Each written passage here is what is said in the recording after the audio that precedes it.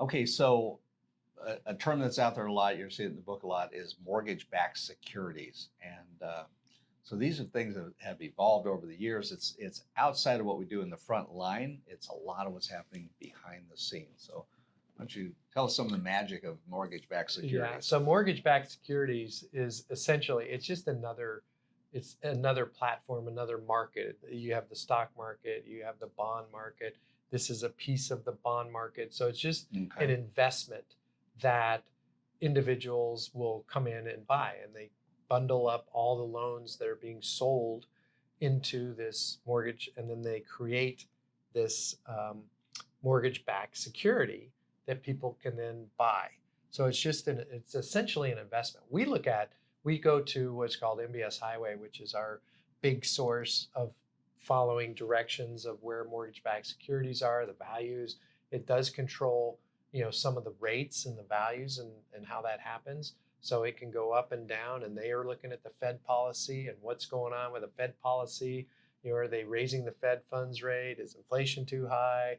What's the, housing data looking like? What is this happening? So there's a lot of factors that go into it, but it's a security that's traded, and people buy it, and it does have an impact on where interest rates go. Mm-hmm. And one of the things I think I brought up or hopefully would have brought up at some time now is the role that the Fed has had. So in an earlier chapter we talked about the Federal Reserve, and Bill talked about some of the levers that the Fed has, and it's talking about the role of the Fed and the mortgage-backed securities over the last 10 years or so. Oh yeah, so the Fed really started because the markets were again crushed back in 2008, so they were trying to keep it Get some propped up liquidity so that it could keep going, so that people could buy homes and the economy could continue. So what ended up happening is the Fed ended up buying a lot of mortgage-backed securities to really keep the interest rates lower. They were showing demand for them. So it allowed that mortgage-backed security market to really be stable, mm-hmm. and allowed interest rates to drop, right. because the Fed was pouring money into it. And then the lower interest rates allowed people to buy homes, allowed the economy to recover and get better and better.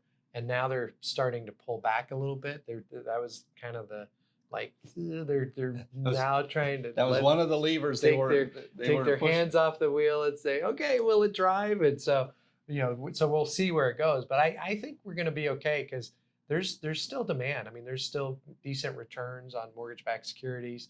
The private entities, private individuals, it's not a bad investment for people to look at.